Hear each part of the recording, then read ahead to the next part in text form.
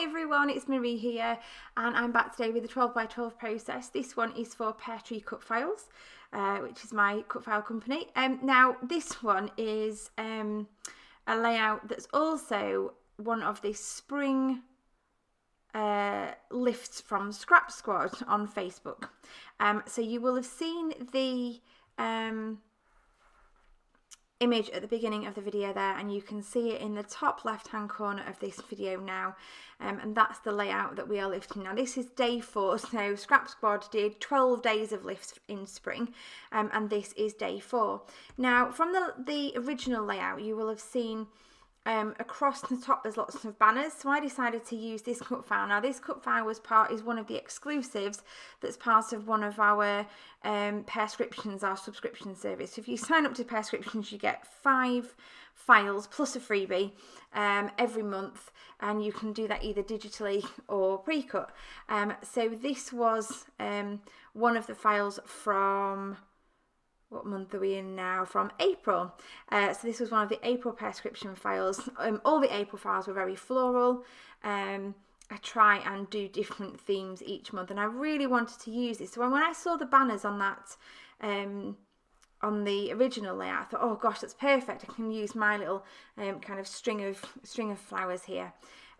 So what I've done is I've cut it out white cardstock.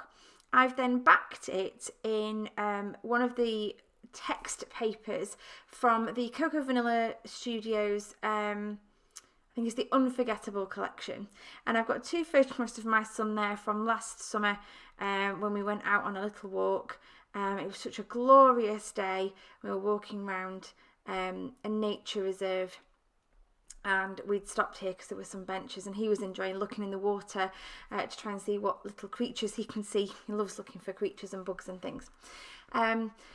So I wanted to use both of those photographs because I love the fact that on one of them he's looking forwards and one of them he's looking back. And on the original layout, as you can see, there are 2 photographs. Now I'm just picking through the ephemera, trying to decide what I'm going to use. I love that word bloom as the title, because he was just blooming and growing, and he was so interested in everything. That title seemed to fit really, really well. Now the background paper that I've used, that gorgeous blue, I think might be from Wild at Heart, which is another Cocoa Vanilla collection. I've got just a few random papers from their earlier collections. I didn't discover them until much later on, and missed out on a few, but I managed to just pick up a random few pieces of paper, and I really liked that blue. I love anything blue. I scrap lots of boy photographs. So I did originally start kind of picking through, and I pulled out some of those orangey peachy coloured flowers, and I thought I would use some of those, but then actually I just liked the grey with the blue and the white, and decided to go not monochromatic but a really simple colour scheme of blues, blacks, whites, greys. So that bloom title sits perfectly there. I'm now just picking out some of the phrase stickers and popping those onto the photographs. I do love those little phrase stickers, and there's a little tab there that says snapshot. I've tucked a little camera in. I fussy cut some of the grey butterflies. That's from another sheet of the 12x12 cardstock.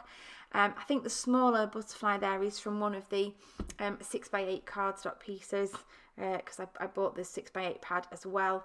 And now I'm just going to map my photographs. I wasn't going to bother, but I feel like because it's such a simple colour scheme, the photographs just need a little bit of something.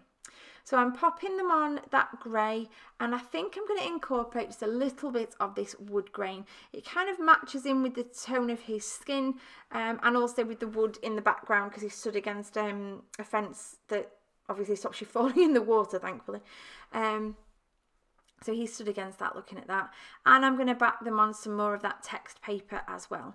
Now each time I map the photographs, I just run round the edge of the photo, of the piece of cardstock with my scissors. Now there are little tools you can get, distressing tools. I find they make such a mess, and actually the distressing I prefer is just that sort of slightly raised edge that you can get with the edge. So I keep my scissors closed, and I just run the outside edge of the scissors along the bits of paper there, just to add that bit of texture.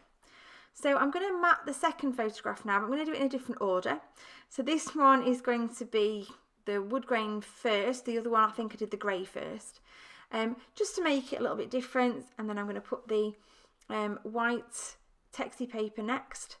Now, I don't stick them down, I distress them first, I cut them, and then I distress them, and then I stick them down, because I always like to stick them down just ever so slightly offset. I don't like things to be all uniform. I like them to just be a little bit less uniform, I suppose. So I'm just searching through because I'm absolutely positive I have some more of that grey paper.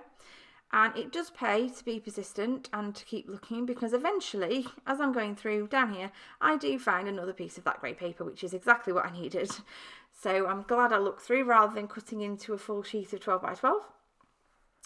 So I'm just going to roughly cut round that. Again, I'm roughly cutting round. I don't need my guillotine because I'm going to distress it and offset it anyway. So you're never going to know that it's not quite right. Now I have to pick everything back off the layout, and I'm just going to dot glue along that top edge because I want to make sure I can tuck things underneath the dangling flowers. And I just use that T-square ruler to make sure it's in the right place and it's not wonky. Using a little bit of adhesive foam there on the back of my 2 photographs. And I have cut the cut file slightly just to allow me to tuck those photographs in.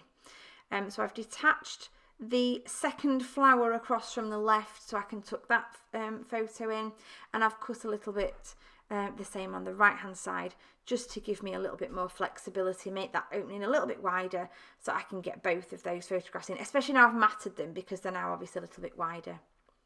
So I'm now using a range of glue, foam pads, various bits and pieces to stick everything down, so tucking everything in.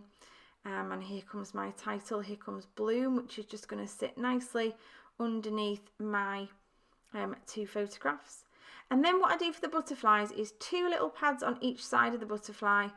I sometimes do a line of glue down the middle, not always, but I do on this one. So 2 pads each side and then a line of glue. Now I don't peel the backing off the wings just yet. I stick it down first with the glue.